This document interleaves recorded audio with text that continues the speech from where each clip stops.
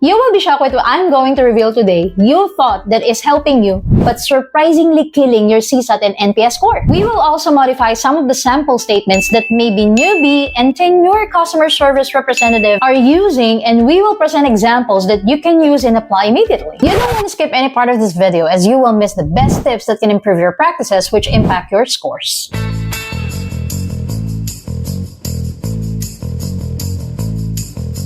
Most of us already experience yung tumawag sa isang call center tapos pagsagot ng agent at hiningi lahat ng info mo or account details mo, sasabihin sa'yo, can you please place you on hold for the next 1 to 2 minutes? Of course, we need breather, and us as a customer service representative, kailangan talaga natin i-place yung customer on hold. Na-imagine ko tuloy kung hahanapin yung file ko sa cabinet ng mano-mano. Na-imagine mo yun. Let us put ourselves sa shoes ng customer. Tayo yung tumawag, tayo yung customer, at sinigot tayo ng isang agent. Tapos, pinilace ka on hold immediately pagkakuha ng account number mo and any account details. Tapos, all of our representatives are still assisting other customers. Please remain on the line as we value your call.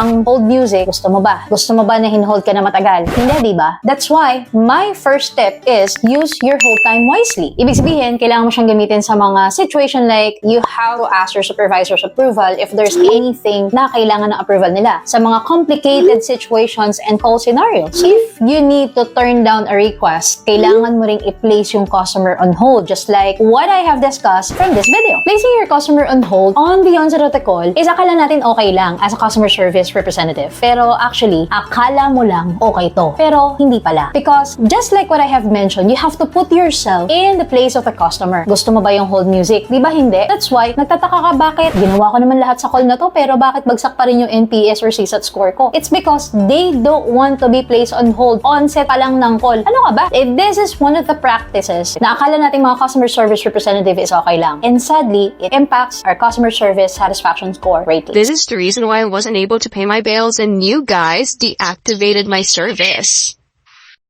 I'm sorry to hear that, Miss Customer, and I understand that you're frustrated because your service has been deactivated. I do really apologize. I'm sorry to hear that, Miss Customer.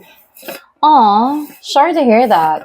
Aw, that's sad. Sige nga, try natin. These statements are called empathizing statement. Yes, gas-gas na at gamit na ang statement na empathize to your customer. Pero, ano nga ba talaga ang ibig sabihin nito? According to Cambridge Dictionary, empathizing is to be able to understand how someone else feels. Which means, dapat naiintindihan mo yung pinanggagalingan ng customer. With that being said, sa lahat ng mga sinabi kong statement kanina na naririnig, sinasabi, at ginagawa natin bilang isang customer service representative, do you think tama ang mga statements na to na gamitin palagi just to say that we're empathizing with our customers? So, dapat talaga naiintindihan natin yung customer. Sa trabaho, we are CSRs. Pero, outside of work, customers din tayo. That is why empathizing with your customer is really important kung ilalagay mo talaga yung sarili mo sa kalagayan nila. You really have to feel the situation, the frustration, at kung ano pang emotion meron yung customer on that particular situation. As agents, palagi na natin ginagamit ang mga statements na nasabi ko. Pero, prangkahan na lang at masakit mang marinig ang mga sasabihin ko, hindi nakakatulong ito sa NPS at CSAT score mo. Bakit? Dahil ang customer, hindi naman nila nafe-feel yung pagiging genuine sa pagsasabi ng mga empathizing statements na to. Bakit ulit? Kasi hindi naman totoo na naramdaman mo yan, and you don't even understand the situation kung nasan sila nandun. That's why, my tip number 2 is, instead of saying those, here's what I can suggest. Rather than saying, I understand, say, I heard you, Mr. Customer, that your service has been deactivated because you weren't able to settle your bills. Notice the statement that I have used. Hindi ko sinabing I understand, but instead, I heard. Kasi hindi ko naman talaga alam kung ano yung nararamdaman niya at that moment dahil deactivated yung service niya. Although, naranasan ko na rin naman ma-deactivate yung service ko at talaga nakakagigil. So, nakaka-frustrate dahil hindi mo alam bakit nagkagano. Additional statement that you can use is, I can only imagine how hard the situation is. We also appreciate that you called us today with this concern. You can always always play with words. Remember, you can use this, you can change this, depende kung saan ka komportable at kung saan ka confident na gamitin ang mga statements na to. As long as you're not using the word I understand, you can always change it to those statements that I have provided. Before we move on to tip number 3, I have an upcoming free webinar and I am inviting you to join and ask questions on how to accelerate not only your skills but also your career in this field. All you have to do is to fill out the form below. If you're a business owner, you can also join this free webinar so that you can also ask questions on how to significantly increase your customer satisfaction rate. By simply joining our webinar, you can replicate and share it to your employees as well. Going back to our topic, apart from using hold time wisely and the so-called empathy statements, I want you to reflect on this. Do you think your customer wants you to feel sorry for them, or they just want you to fix their concern?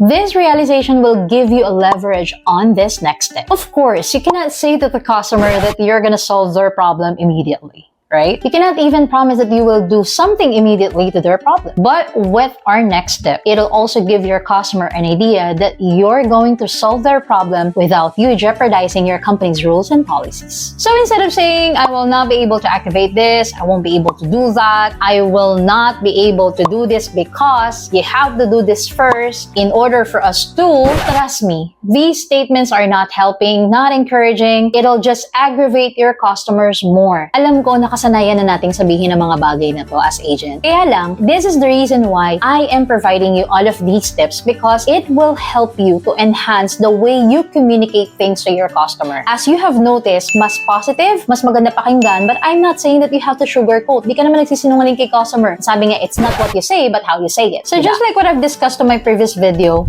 use a positive can-do language rather than saying and highlight what you cannot do, say what you can do. As an example, I heard that this is what happened as to why you weren't able to settle your bill on time. I can only imagine how difficult the situation is. Allow me to look into your account and I will do my best to provide you the best solution today. Okay? Have you noticed anything in the statement that I have provided you as an example? Kung napansin mo, may mga binago akong words, ginawa kong positive. So if you have noticed that, I am encouraging you to put that word at the comment section below. Shocking? Yes, kasi katanggap-tanggap talaga na gamitin ng mga statements na to noon pa bilang isang agent. But believe me, these tips that I have provided you helped me as an agent, and when I became a TL, it also helped my team as well. And now I'm helping a lot of customer service peeps to enhance their customer service skills. I'm not saying to change anything that you know. I'm just saying that this will help you to level up your career as well as your customer service skill. Practice makes progress, so it's better for you to watch this video again and take down notes and then apply. And if you're still having a hard time, no worries because we got you. You can always watch these videos to increase your confidence. Hindi lang yung score mo, pero yung confidence mo on how to handle customers. And we have a lot of videos in our channel. So go ahead and watch it.